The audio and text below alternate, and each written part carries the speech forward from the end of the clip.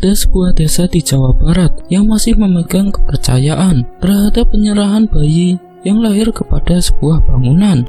Setiap bayi yang lahir di desa itu maka harus mengenalkannya terhadap bangunan yang penuh akan sesajen dan seserahan. Maka sosok yang dikenal dengan nama Nyi Peteng akan datang. Saat itu terdengar suara huru-hara telah dilahirkannya seorang bayi, namun kedua orang tuanya menolak akan diserahkan ke bangunan tua itu. Tidak seperti biasanya, kelahiran bayi ini mengandung hujan deras dan suara kilatan petir yang mencengangkan. Salah satu orang yang mengerti akan pertanda ini memberitahu bahwa Nyi Peteng tidak menerima bayi ini karena kita telah telat menunjukkannya kepadanya, ucap Ki Rukso, juru kunci desa setempat. Kedua orang tua dari bayi itu tampak panik. Malam harinya, saat dimana warga terjaga dan saling menahan diri untuk tidak keluar, tiba-tiba terdengar suara teriakan kencang dari seorang wanita di penghujung rumah. Wanita itu adalah ibu dari bayi yang enggan menyerahkan bayinya untuk diperlihatkan kepada Nyi Peteng. Bayi yang semula berada di genggamannya kini menghilang dalam sekejap dan hanya menyisakan 2 buah bola mata saja. Sejak peristiwa itu, banyak masyarakat yang percaya bahwa tubuh bayi itu dijadikan tumbal karena enggan menunjukkannya kepada Nyi Peteng. Dan kejadian ini terulang di saat 2 orang pendatang bernama Asep dan Rini. Mereka berdua adalah pasangan suami istri yang baru saja menikah. Sebagai pendatang, Asep dan Rini belum tahu menahu mengenai aturan yang berlaku di desa tersebut.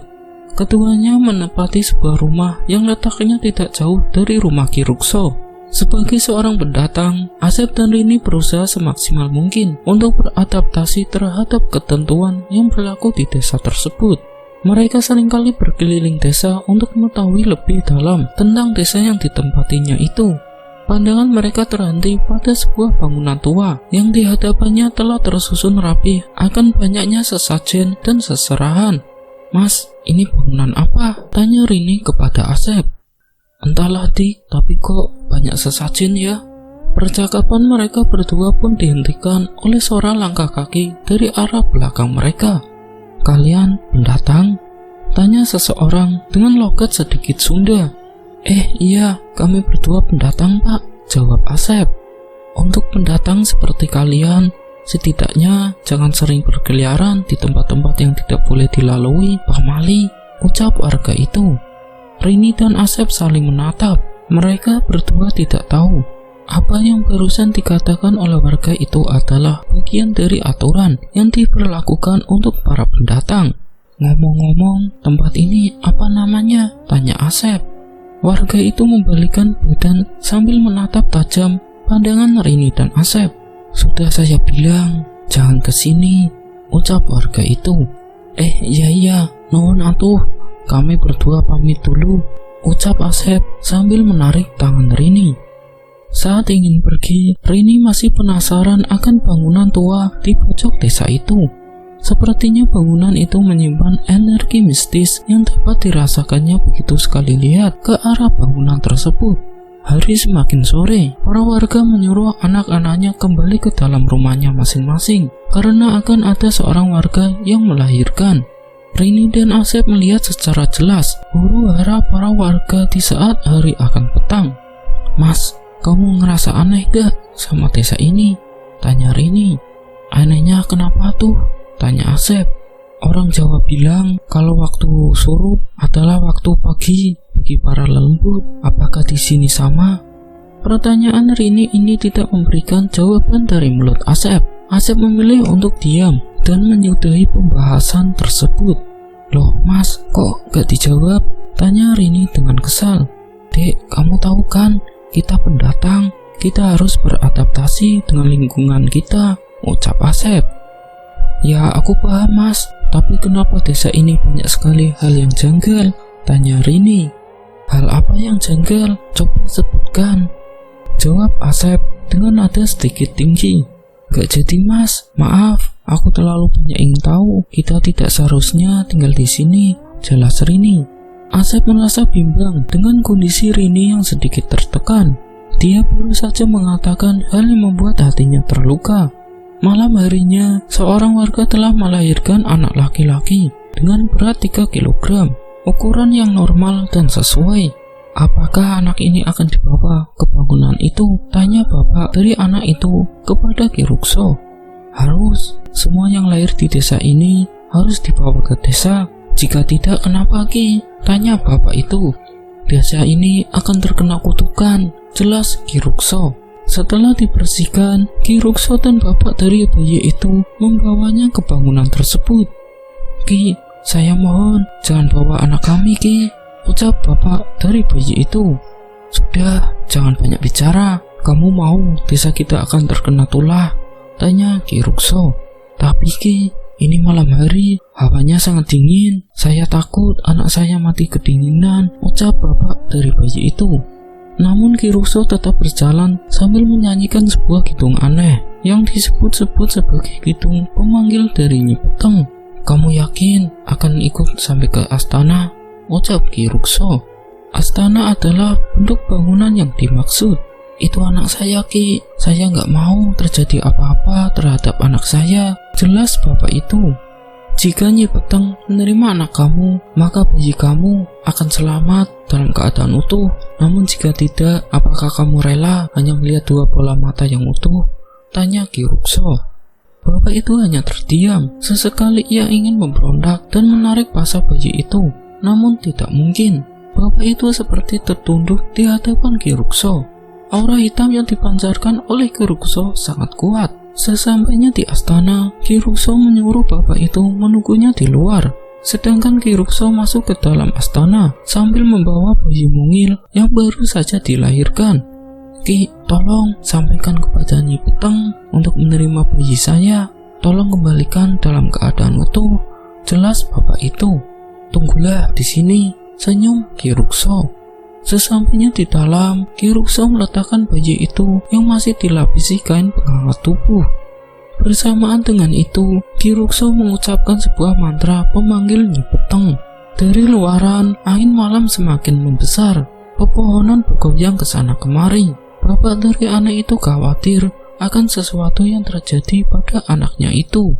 Beberapa saat kemudian, Ki Rukso keluar sambil membawakan kain dari bayi itu yang masih digendongnya.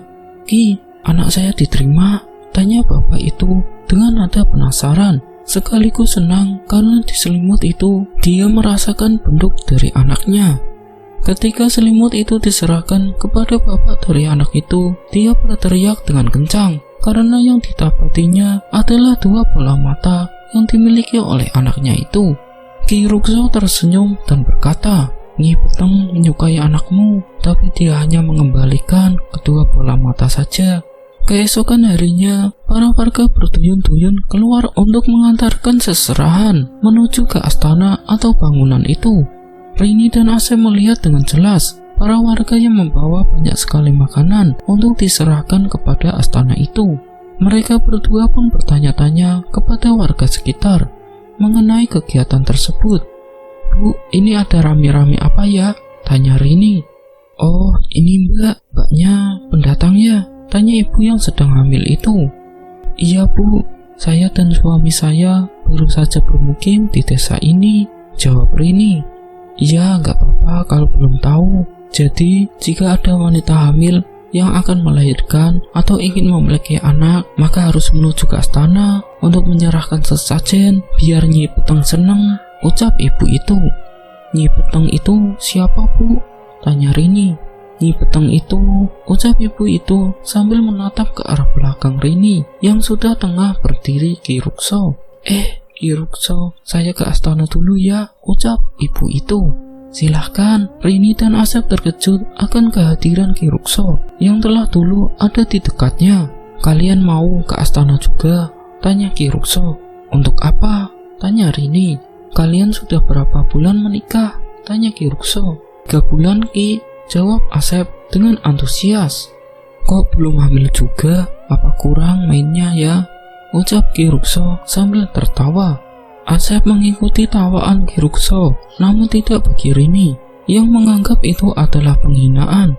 Yang tahu kita kapan akan hamil adalah Tuhan. Semua sudah diatur oleh Tuhan, ucap Rini. Oh iya, jadi tuanmu bisa membuatmu hamil? Tanya Ki Rukso. Itu adalah tanda-tanda kekuasaannya. Kami hanya bisa menunggu kapan itu datang, ucap Rini. Kamu agamis juga ya, tapi sayang, agamis itu tidak memberikan kebahagiaan selama dalam diri kamu juga masih berharap. Jawaban Ki Rukso itu serasa menampar diri Asep dan Rini yang belum juga diberikan seorang anak. Jika kamu mau hamil, ikutlah ke astana. Tidak usah membawa sesajen. Cukup kamu hadir dan nanti 1 bulan ke depan kamu akan hamil, ucap Ki Rukso. Dek, ayo ke astana, pinta Asep. Apaan sih mas? Ngapain kita ke sana? Itu tempatnya orang-orang yang gak percaya Tuhan. Jangan tahayul deh mas, jelas Rini. Dek, gak boleh ngomong gitu, ucap Asep. Memang benar ya, wanita itu tidak bisa dimengerti walau sedetail apapun, senyum Ki Rukso. Tatapan Rini yang mengarah ke arah Ki Rukso seperti memberi sinyal kepada Asep bahwa desa yang di tempatnya menganut sebuah kepercayaan terhadap setan. Namun tetap saja Asep tidak bisa menangkap sinyal itu karena dirinya sendiri telah terpengaruh oleh apa yang dikatakan oleh Ki Rukso. Mereka berdua kembali ke rumahnya di saat banyaknya warga pergi ke astana untuk mengambil air keramat yang dipercaya sebagai awal dari sebuah pengabdian terhadap Ki Rukso dan juga Nyi Peteng. Di dalam rumah, Rini masih berpikir panjang terhadap apa yang dikatakan warga akan nama astana yang disebut-sebut sebagai tempat yang memiliki nilai tinggi karena dapat mengabulkan segala permintaannya. Mas, kamu percaya dengan Ki Rukso? Tanya Rini. Percaya sih enggak, tapi buktinya memang banyak sih kalau warga sekitaran sini ini mengikuti apa yang dikatakan oleh Ki Rukso, jelas Asep. Tapi mas, dia itu penganut setan. Mana ada orang hamil karena minum air dari astana itu, jelas Rini. Sudahlah dek, jangan memikirkan hal itu. Kita memang tidak tahu apa yang diperbuatnya, jelas Asep sambil memegangi pundak Rini dari belakang. Rini membalasnya dengan kepalan tangan yang kuat. Mereka berdua berjumpa rayu untuk menunaikan nafsunya satu persatu. Rasanya mereka berdua baru kali ini melakukan hubungan suami istri di desa yang tidak percaya bahwa kehamilan berawal dari proses kenikmatan yang harus dilakukan sebagai pasangan suami istri. Keesokan harinya, para warga mulai menyembelih banyak hewan peliharaan untuk dilanjutkan sebagai proses penerimaan terhadap awal baru dari pengikut Ki Rukso. Rini dan Asep memperhatikan hal itu dengan seksama. Ada yang membawa kambing, ayam, dan lain-lain. Sepertinya getaran yang diberikan oleh Ki Rukso terhadap para warga benar-benar membawa dampak yang mengerikan. Ki Rukso berjalan mendekati mereka berdua yang sedari tadi hanya menjadi penonton setia. Itu adalah proses penerimaan yang bertujuan untuk menyerahkan diri. Mereka yang menginginkan sesuatu terhadap astana, maka ia harus menyerahkan setengah dari harta kepemilikannya. Rini kembali menatap Ki Rukso. Ki, kenapa mereka mau mengikuti aliran sesat ini? Tanya Rini. Ini bukan aliran sesat, ini adalah sebuah pengabdian terhadap leluhur yang menjaga tempat ini, jelas Ki Rukso. Leluhur? Kami baru tahu di tempat ini ada leluhur yang memerintah seperti itu, jelas Rini. Diam kau, tidak semestinya kamu mengatakan hal kotor itu terhadap leluhur kami, jelas Ki Rukso. Asep hanya terdiam. Rini juga sempat curiga mengapa Asep sedari tadi tidak menjawab atau membela dirinya yang sedang berdebat dengan Ki Rukso. Suatu saat kamu tahu bahwa untuk berada di dalam kegelapan kamu harus berjalan sendirian, jelas Ki Rukso. Dia meninggalkan mereka berdua. Rini masih belum menerima bahwa apa yang disampaikan oleh Ki Rukso semuanya adalah benar. Ki Rukso melihat banyaknya antusias warga terhadapnya. Dia juga meminta salah satu warga untuk berdiri di dekatnya. Kalian tahu, desa ini telah lama melindungi ketakutan kalian. Desa ini adalah desa yang memiliki leluhur. Jadi, kalian jangan segan untuk menuruti apa yang aku perintahkan, jelas Ki Rukso. Dia pun langsung mengambil air yang berada di dekatnya dan meminta warga yang berdiri di sebelahnya untuk membagikan air itu kepada tiap warga yang membutuhkan. Ingat, kalian semua sudah mengikuti Nyi Peteng. Kalian tidak boleh melawan perintah. jelas Ki Rukso. Para warga mengangguk paham sambil menampakkan raut wajah yang senang karena menerima air langka itu. Malam harinya, saat dimana angin malam menusuk tajam, Rini masih tertidur dalam kesendirian. Asep menemui seseorang untuk mengambil sesuatu. "Terima kasih ya, sudah bantu Asep," jelas Asep. "Jangan segan untuk datang ke astana," jelas orang itu. "Iya Kang, nanti Asep datang kalau si Rini sudah mau, karena memang harus dibujuk gitu," jelas Asep. Orang itu tertawa kecil dan kemudian meninggalkan Asep sendirian. Asep pun kembali ke dalam rumah. Tengah malam menyapa, Rini tiba-tiba terbangun. Ia terkejut ketika suaminya sudah berada di pelukannya. Rini tersenyum lalu mengecup kening suaminya sebagai tanda cinta terhadapnya. Rini berniat untuk melakukan sholat Isya. Dia tahu, walaupun dirinya bukan berada dalam lingkungan agamis, tapi dia perlu menanamkan diri sebagai seorang muslimah yang taat terhadap Rabb-nya. Selepas sholat, Rini mendengar suara langkah kuda. Dia terkejut, manakala suara kuda itu terhenti tepat di depan rumahnya. Saat Rini ingin mendekati pintu, ia merasakan aura yang berbeda yang dirasakan dari balik pintu rumahnya. "Siapa di depan?" tanya Rini yang masih menggunakan mukena. Terdengar suara tawa kecil layaknya nenek tua yang menertawakan tingkah lucu cucunya. Tubuh Rini merinding seketika. Ia tahu bahwa yang di depan rumahnya bukanlah manusia, melainkan setan. Rini baru ingat bahwa desa ini memiliki leluhur sesuai apa yang dikatakan oleh Ki Rukso kepadanya. Dia pun mencoba ingin menanyakan tentang desa ini, namun aura hitam yang ia rasakan tiba-tiba menghilang. Rini pun membuka pintu untuk memastikan sosok itu masih berada di tempatnya atau tidak. Namun begitu ia melihat keluar, betapa terkejutnya Rini melihat para ibu-ibu yang sedang berada di depan rumahnya dengan perut membesar seperti orang hamil. Rini terbelalak manakala satu persatu dari perut mereka tersobek secara perlahan karena bayi yang berada di dalamnya sudah tidak sabar untuk keluar. Darah bercucuran kemana-mana. Rini berteriak sekencang-kencangnya. Ia pun segera menutup pintunya dan masuk ke dalam. Namun baru saja ia menutup pintu, Rini mendengar suara tangisan bayi yang membuat kepalanya kesakitan.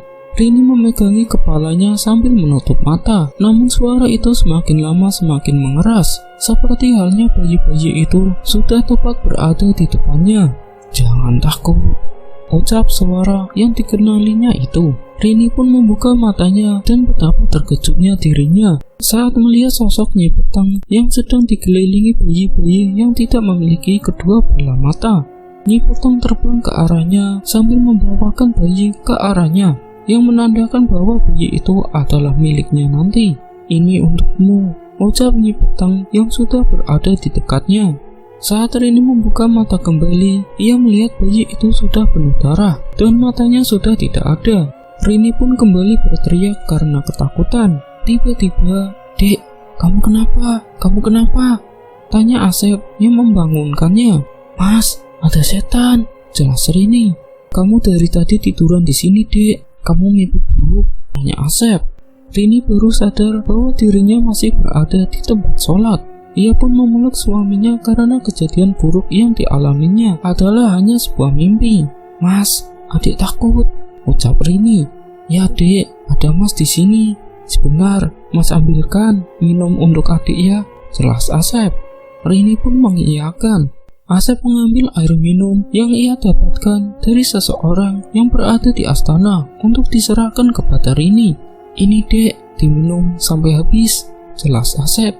Hanya satu tegukan yang diminum oleh Rini, namun air itu langsung habis dengan cepat. Asep tersenyum lihat air yang menetes dari mulut Rini karena rasa haus dahaganya yang begitu menguras energi dari dalam tubuhnya. "Sekarang tidurlah, aku takut bayi yang ada di kandungan kamu nanti akan sakit," ucap Asep. "Bayi? Maksudnya apa Mas?" tanya Rini. "Oh enggak, maksud Mas siapa tahu nanti kamu hamil, jadi kamu harus jaga kesehatan," senyum Asep. Rini tersipu malu melihat tingkah Asep yang makin sayang kepadanya. Rini juga belum sadar bahwa air yang diminumnya merupakan air yang berasal dari astana. Sudah menjelang pagi, namun kejahatan masih mengintai dari dalam selimut hangat yang biasa digunakan untuk menutupi rasa dingin. Rini terpaku kepada perhatian Asep, sedangkan Asep sudah menjadi anggota resmi pemuja Nyi Peteng tanpa Rini sadari. Hari berjalan seperti biasanya, tidak ada perbedaan dalam diri Rini kecuali nafsu makan yang begitu lahap, sehingga tubuhnya mengalami pelebaran yang signifikan. Perut Rini semakin hari semakin membesar, dan itu baru Rini sadari bahwa dirinya sedang hamil. "Mas, aku hamil." Asep hanya tersenyum tanpa mengucapkan sesuatu. "Mas, kamu sakit, kok kamu gak seneng?" tanya Rini. "Enggak kok, Mas hanya terharu dan bangga saja. Ternyata kita sebentar lagi akan menjadi orang tua," ucap Asep. Rini segera memeluk Asep dengan senang. Kali ini air mata Rini menetes deras karena tak percaya bahwa selama penantian yang panjang akhirnya bisa hamil juga. Namun tidak bagi Asep, dirinya tampak takut dan khawatir. Flashback hari di mana Asep bertemu dengan Ki Rukso dan awal menjadi anggota pemuja setan. "Main-mainlah ke astana, mungkin kau akan tahu rahasia dari air ini. Ini bukanlah air sembarangan," ucap Ki Rukso. "Memang apa pengaruh terbesar air ini jika diminum kepada orang yang bukan berasal dari anggota pemuja setan?" tanya Asep. "Kamu tahu, air ini berasal dari darah setan yang kita sudah jadikan perjanjian di antara keduanya. Jika air ini diberikan kepada wadah yang berbeda, maka ada dua kemungkinan yang terjadi. Air ini akan menyatu dengan tubuhnya, atau tubuhnya yang akan menolak terhadap air itu." Asep masih belum paham dengan kalimat yang tidak bisa disederhanakan itu. Ia meminta kepada Ki Rukso untuk menyederhanakan kembali kata-kata itu. "Baiklah, aku sederhanakan kembali. Air itu lebih tepatnya akan menyerap jiwa seseorang. Bukan hanya itu, apapun yang berada di dalam tubuhnya maka akan menjadi milik setan," jelas Ki Rukso. Asep tidak percaya bahwa perjanjian setan sedetail itu. Dia juga tahu bahwa Rini bukanlah bagian dari wadah itu. "Jadi selama ini bayi yang lahir dan kau bawa ke astana merupakan milik Nyi Peteng?" tanya Asep. "Sudah aku bilang, itu hanyalah akal-akalan saja. Bayi itu adalah makanan dari Nyi Peteng, dan kedua bola mata yang disisahkan merupakan pertanda kepada manusia yang buta akan kegelapan yang sudah nampak di depannya," jelas Ki Rukso. Asep paham bahwa untuk menjadi anggota pemuja setan, ia juga akan merelakan tubuhnya untuk bersekutu dengan Nyi Peteng dengan menjadi marketing terhadap kepercayaan brutal ini. "Bagaimana jika istrimu ingin hamil? Kau harus menjadi anggota kami. Jika tidak, kau juga akan tersiksa karena tanpa sadar dirimu telah menjadi bagian dari kami," jelas Ki Rukso. "Loh, aku belum sepenuhnya masuk," jelas Asep. Ki Rukso membisikkan telinga Asep dan berkata, "Jika kau bisa melihat para wanita yang sedang menggendong bayi tanpa mimpi, itu artinya kau telah menjadi bagian kami walaupun tidak resmi," jelas Ki Rukso. Tanpa disadari, tiba-tiba telinga Asep mendengar suara tangisan bayi. Begitu juga dengan pandangan matanya langsung mengarah ke arah astana. Asep melihat puluhan wanita sedang menggendong bayinya dengan wajah yang sangat pucat. "Jadi, kau sudah siap bergabung dengan sekte ini?" tanya Ki Rukso. Asep tidak memiliki pilihan lain selain menerima tawaran itu dengan terpaksa. Baginya, membuat Rini hamil adalah pilihan utamanya sekarang. Dua manusia yang berada dalam kegelapan sedang menyepakati satu sama lain. Kelak ada bayaran yang harus diterima keduanya karena telah menggadaikan dirinya terhadap setan. Saat dimana Rini sedang mensyukuri apa yang barusan ia terima, Asep justru khawatir akan resiko yang akan ia terima. "Mas, terima kasih ya," ucap Rini dengan haru. "Ya Dek, akhirnya kita punya anak juga," jelas Asep. Bersamaan dengan itu, Ki Rukso melewati mereka berdua. Kali ini, ia bersama dengan dua orang asing yang tidak dikenali Rini dan Asep sebelumnya. Keduanya merupakan orang terdekat Ki Rukso. Yang laki-laki bernama Burhan, sedangkan yang perempuan bernama Uwis. "Ki Rukso," ucap Asep. Ki Rukso hanya tersenyum. Ia melihat wajah Rini yang masih membekas senyum indah di bibirnya. "Selamat ya, semoga anakmu sehat," ucap Ki Rukso. "Ki Rukso tahu saya hamil?" tanya Rini. Ki Rukso menatap ke arah Asep. "Oh, tadi aku yang kasih tahu ke Ki Rukso bahwa kamu hamil, makanya Ki Rukso tahu," jelas Asep. Kok bisa? Kan aku baru kasih tahu loh mas, jelas Rini. Asep semakin bingung, ia tak tahu harus menjawab apapun lagi. Segalanya yang ada di desa ini aku tahu. Besok ada yang hamil atau melahirkan. Leluhur di sini memberitahu hal itu kepadaku. Jelas Ki Rukso. Rini teringat akan kata leluhur yang diucapkan oleh Ki Rukso. Ia tahu bahwa leluhur yang dimaksud adalah nenek tua yang mengerikan itu. Maksud Ki Rukso, leluhur itu adalah nenek tua yang semalam mendatangi rumah ini, tanya Rini. Kamu pernah menemuinya? Tanya Ki Rukso sambil tersenyum. Semalam aku bertemu dengannya, ucap Rini sambil mengingat-ingat kembali. Tiba-tiba Rini merasakan sakit yang luar biasa di perutnya, seperti ada kontraksi kencang yang membuat perutnya tiba-tiba mengeras, tidak seperti biasanya. Dek, kamu kenapa? Tanya Asep. Mas, sakit, perutku seperti ditekan-tekan, jelas Rini. Burhan, wis, kamu urus ini, jelas Ki Rukso. Siap Ki, jawab mereka berdua. Ki Rukso pun meninggalkan mereka dengan wajah tersenyum. Ia menuju ke arah istana untuk melakukan sesuatu. Bawa Rini ke sini, ucap Asep sambil menunjukkan kamar mereka berdua. Uis dan Burhan adalah dua orang yang bertugas menjaga bayi yang akan dijadikan penyerahan terhadap Nyi Peteng. Keduanya mendapat tugas langsung dari Ki Rukso. Kalian berdua siapa? Tanya Asep. Burhan, aku yang bertugas memberikan keselamatan kepada orang yang diperintahkan oleh Ki Rukso, jelas Burhan. Asep hanya terdiam. Dia baru tahu bahwa sekte Ki Rukso memiliki anak buah tersendiri. Aku Uis, aku yang membantu persalinan tiap orang yang akan diserahkan kepada leluhur, jelas Uis. Asep baru sadar bahwa mereka berdua adalah orang yang memiliki hubungan erat dengan Ki Rukso dan kemungkinan keduanya tahu akan Nyi Peteng. Asep hanya mengikuti apa yang diperintahkan oleh Ki Rukso kepadanya. Untuk saat ini Asep hanya ingin tahu apa yang dilakukan oleh keduanya terhadap Rini. Kondisi Rini sedikit membaik. Anehnya, perut Rini semakin membesar. Ia yakin bahwa Rini belum genap 1 bulan, namun perutnya sudah terlihat seperti 4 bulan. Apakah tiap orang yang meminum air itu akan mengalami hal yang sama? Tanya Asep. Burhan dan Uis menatap kesal ke arah Asep. Bagi mereka berdua, Asep telah melanggar kode etik yang tidak semua orang pemuja setan tahu akan hal itu.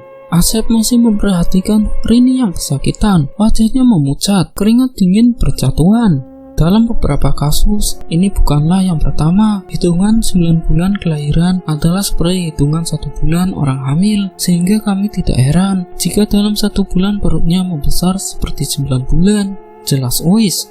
Itu karena apa? Tanya Asep. Karena permintaan Nyi Peteng, jelas Burhan. Nyi Peteng meminta dipercepat, tanya Asep. Burhan dan Uis menatap Asep dengan perasaan yang aneh. Kau sama seperti kami kan? Bukannya kau sudah tahu resiko apa yang akan ditanggung? Tanya Uis. Asep memegangi kepalanya. Ia mengalami stres berat. Ia sudah berada di jalan yang salah karena menjadikan anaknya sebagai tumbal dari Nyi Peteng. Tidak, seharusnya tidak aku lakukan, teriak Asep. Burhan langsung membawa Asep keluar dari kamar. Ia tahu bahwa Asep bisa membuat keributan. Sudah cukup, tingkahmu seperti anak kecil, ucap Burhan. Asep menundukkan kepalanya sambil menyesali perbuatannya. Ia tahu bahwa kalkulasi 9 bulan yang dimaksud adalah 1 bulan. Itu berarti bayi yang berada di perut Rini adalah bayi yang ditunggu-tunggu oleh Nyi Peteng. Sementara itu di astana, Nyi, sebentar lagi hari dimana tumbal 100 bayi akan kau terima. Bayi terakhir memiliki darah suci yang bahkan belum tersentuh oleh dosa dan nafsu. Permintaanku hanya satu, jadikan aku sebagai pengikut setiamu, berikan kekuatan kepadaku, jelas Ki Rukso. Hitungan terakhir dari bayi yang ditumbalkan untuk Nyi Peteng berjumlah 99, dan bayi terakhir yang dipercepat pertumbuhannya jatuh kepada Rini, di mana bayi yang akan dijadikan tumbal akan genap 100. Jika berhasil dengan sempurna, maka Ki Rukso sendiri akan mendapatkan ilmu hitam. Tiba-tiba langit mengamini apa yang diminta oleh Ki Rukso. Hujan mengguyur desa itu. Kilatan petir menggelegar seperti akan ada sesuatu yang tidak disukai. Ki Rukso keluar dari astana sambil melihat ke arah langit. Ia dengan senangnya berteriak, "Sebentar lagi keinginanku terwujud," ucap Ki Rukso. Keadaan Rini masih belum membaik. Uis juga sangat keheranan mengapa anak yang digantung oleh Rini yang akan dipilih oleh Nyi Peteng. Uis mengelus-elus perut Rini yang sedikit membesar seperti umur 4 bulanan. Padahal baru beberapa hari ia merasakan kehamilan, namun umur hamilnya seperti umur 4 bulan. Anak ini memang pilihan. Jika dalam 2 minggu lagi, perut ini akan terus membesar seperti umur 9 bulan. Jelas Uis. Ia pun memberikan kompres ke dahi Rini. Suara hujan dan kilatan petir membuat Rini ketakutan. Ia menggigil kedinginan. "Anakku, jangan kau ambil," ucap Rini sedang mengigau. Uis tetap menjalankan tugasnya untuk menjaga Rini sampai hari persalinan itu tiba. Dari luaran kamar, Asep dan Burhan masih menunggu. Mereka berdua menunggu keadaan sesungguhnya dari Rini. Uis pun keluar dari kamar dan menemui Asep. "Istrimu tertekan saat ini, risikonya sangat berat. Sebenarnya Ki Rukso telah memberikan sumpah terhadap Nyi Peteng." Jelas Uis. "Sumpah? Apa maksudnya?" tanya Asep. "Perjanjian untuk melepaskan jiwa yang berada di dalam bayi untuk dijadikan tumbal. Pertumbuhan bayi ini akan terus membesar dalam 2 minggu. Jelas Uis. "Gak mungkin, mana ada dalam 2 minggu bayi akan seperti 9 bulan. Ini pasti sihir," teriak Asep. "Kami juga bernasib sama denganmu. Istriku juga mengalami hal yang sama. Ia melahirkan dalam jangka waktu hanya 1 bulan. Jelas Burhan. Burhan dan Uis adalah pasangan suami istri yang menjadi korban dari Ki Rukso. Keduanya menjadi pemuja setan karena terpaksa. Lalu, kenapa kalian bergabung dengannya?" tanya Asep. "Sebelum kau bertanya kepada kami, jawabannya ada di dalam hatimu saat ini. Ini adalah soal keraguan. Hati kami ragu karena telah lama tidak diberikan anak. Kami mengikuti apa yang diinginkannya agar cepat memiliki anak." Jelas Burhan dengan nada datar. Asep menjadi was-was akan hal ini. Dalam dirinya hanya tumbuh penyesalan. "Kau tidak akan bisa kabur sampai bayi itu melahirkan, namun resiko terburuknya juga ada pada istrimu saat ini," ucap Uis. Asep tersendak mendengar hal itu. Ia terkejut saat Uis membahas istrinya. "Ada apa dengan Rini?" tanya Asep. "Jika dia sudah melahirkan dan ingin selamat, ia harus menjadi pelayan dari Nyi Peteng untuk menjadi pengabdi setan sama seperti kami," jelas Uis. "Tidak, aku tidak mau," teriak Asep. "Tak ada yang bisa melepaskan dari perjanjian yang telah disepakati. Ujung-ujungnya, jika kau menolak, istrimu juga akan menjadi korban. Kau pernah melihat para sosok wanita yang menggendong bayi di dekat astana kan? Itu adalah korban dari mereka yang menolak mengabdi kepada Nyi Peteng," jelas Uis. Malam itu suasana menjadi tak terduga. Uis dan Burhan ditugaskan untuk bermalam di rumah Rini dan Asep sampai hari persalinan itu tiba. Asep hanya duduk di depan kamar istrinya sambil merenung. Matanya sembab dan sedikit membengkak. Uis dan Burhan memperhatikan Asep dengan seksama. "Kita memang manusia tersesat. Sejak lahir, setan adalah musuh terbesar kita. Dunia ini diperuntukkan oleh manusia yang haus akan keinginan," jelas Burhan. Uis mendekati Asep sambil memberikan air putih kepada Asep. "Minumlah, menjadi pendiam tanpa makan dan minum bukanlah pilihan. Kau pantas untuk hidup," ucap Uis. Asep menatap wajah Uis dengan kesal. Ia menumpahkan air itu di depan Uis sambil berkata, "Rini seorang muslimah yang taat. Jangan kau bandingkan dirimu dengan Rini," ucap Asep. Uis hanya tersenyum. Ia kemudian berdiri di dekat Burhan. Keduanya menunjukkan sesuatu yang tak pernah diketahui oleh Asep. "Kami juga adalah orang yang taat beragama dulunya. Ini adalah tasbih pemberian kedua orang tua kami saat pernikahan itu tiba. Namun, dalam genggaman kami, tasbih ini adalah sebuah benda biasa, bahkan tidak bisa menangkal kegelapan hati kami yang telah menghitam," ucap Burhan sambil menunjukkan tasbih di balik penutup tudung hitamnya. Asep baru sadar bahwa keduanya adalah orang yang taat terhadap Tuhan juga. Tapi mengapa keduanya berbelok ke arah yang salah? Bisikan setan lebih kuat dari perintah Tuhan. Kami diperdaya oleh bisikan itu. Bagaimana denganmu? Aku yakin iman kau yang lemah dibanding istrimu itu, jelas Burhan. Asep beranjak bangkit dan segera menyerang Burhan. Namun Uis menghalanginya terlebih dahulu. "Dengarkan, ada yang datang," ucap Uis. Aura merinding tiba-tiba menghampiri tubuh mereka. Lampu di rumah bergerak-gerak sendiri. Bayangan hitam membesar secara perlahan dari sudut pintu. "Asep, bersembunyilah di bawah meja," ucap Burhan. Asep segera berlari ke meja makan dan bersembunyi di bawahnya. Uis dan Burhan langsung bersujud seperti menghormati kedatangan tuannya. Makin lama bayangan itu membentuk sebuah sosok yang tawanya mengerikan. Angin di luaran sangat kencang. Uis dan Burhan terdiam sambil bersujud. Keduanya tahu bahwa yang datang untuk menjenguk mereka adalah Nyi Peteng. Nyi Peteng berdiri tepat di hadapan Uis dan Burhan, seperti sedang memberikan arahan dengan cara menggerak-gerakkan tangannya seperti tangkai pohon yang sudah layu.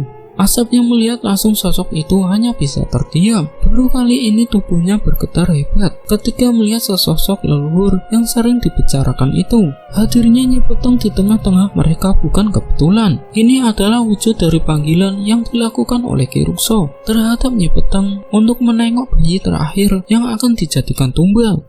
Nyi Peteng mengeluarkan sebuah suara seperti suara kelelawar di tengah malam. Suara itu sangat berisik hingga membuat gendang telinga Asep kesakitan. Tubuh Nyi Peteng melayang, hanya saja penampilannya seperti penyihir hitam yang kainnya menempel hingga ke lantai. Anehnya, Nyi Peteng tidak berani masuk ke dalam kamar. Hal ini juga dikarenakan kedatangannya sebagai sambutan terhadap Asep yang merupakan anggota baru baginya. Namun Asep merasa menolak akan kehadiran Nyi Peteng yang bisa saja suatu saat membahayakan dirinya. Bersama dengan munculnya angin entah dari mana asalnya, sosok Nyi Peteng perlahan meninggalkan mereka. Tawaan dan suara yang mengerikan mengitari kepergian Nyi Peteng dari rumah Asep. Sesaat setelah Nyi Peteng keluar, Uis dan Burhan menyuruh kepada Asep untuk mendekat. "Kemari," ucap Uis. Asep segera menuju kepada mereka. "Dia yang bernama Nyi Peteng?" tanya Asep. "Benar, dia baru menyampaikan sesuatu bahwa kedatangannya adalah untuk menengok bayi yang ke-100. Jelas Uis. "Bayi yang ke-100? Apa maksudnya?" tanya Asep.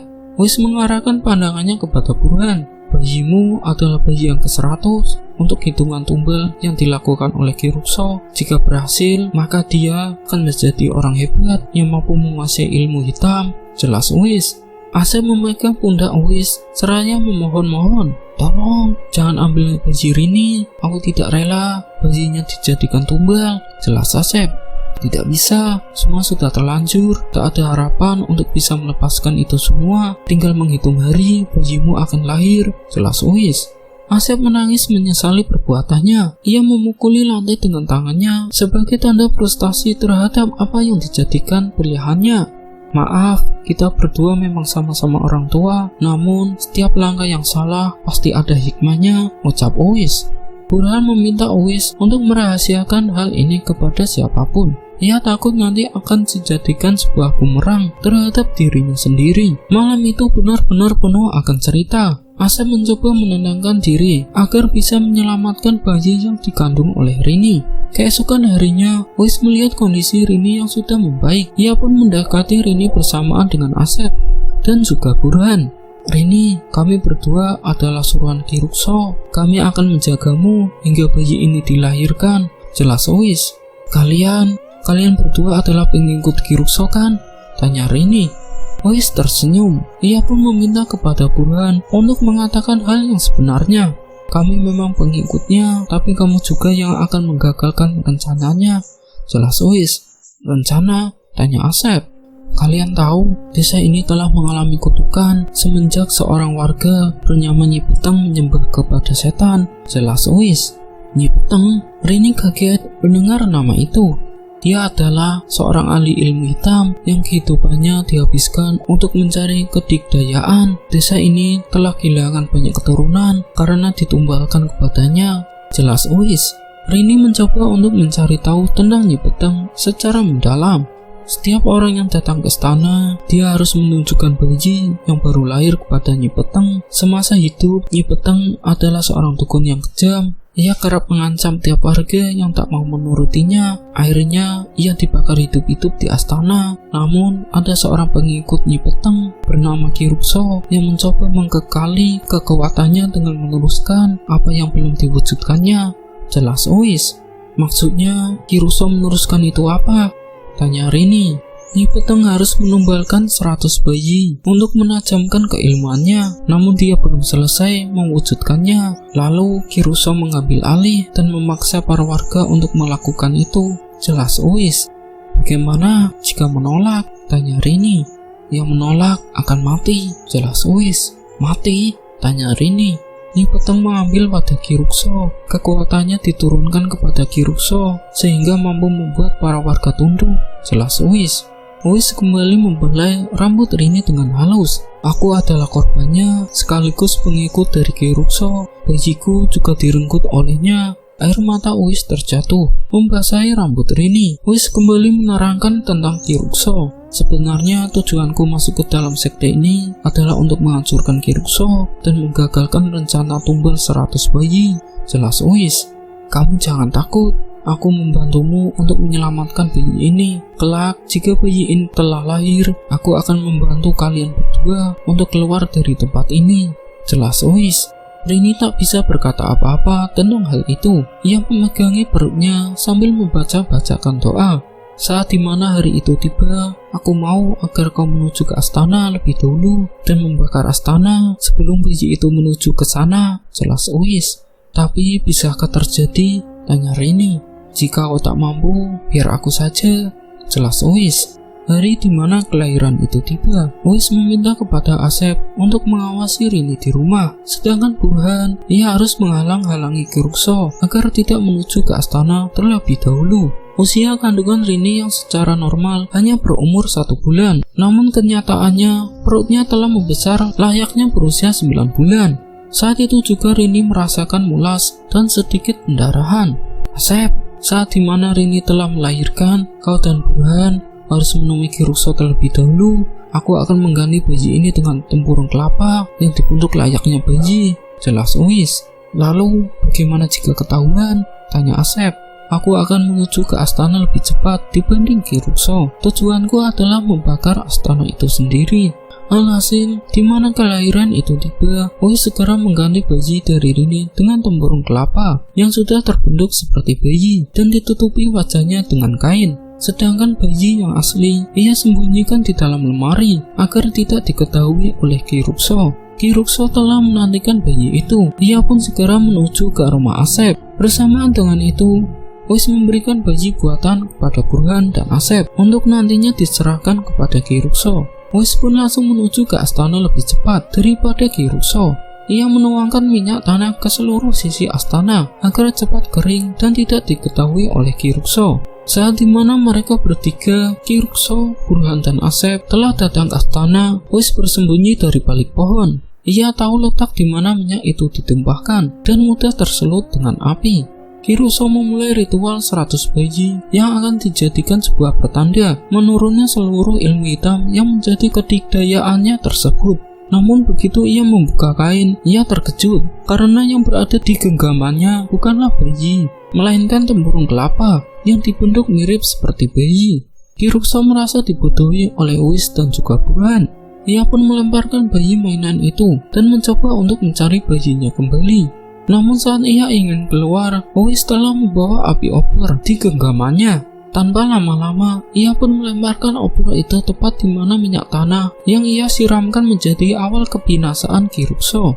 Api cepat melahap seluruh isi astana. Ki Rukso terbakar di dalamnya. Suara teriakannya melolong bagaikan anjing yang kesakitan.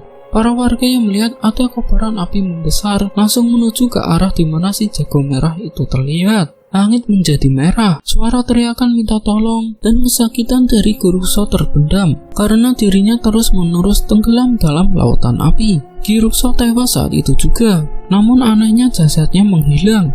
Tumbal 100 bayi digagalkan oleh para pengikutnya sendiri, yaitu Uis, Burhan, dan Asep.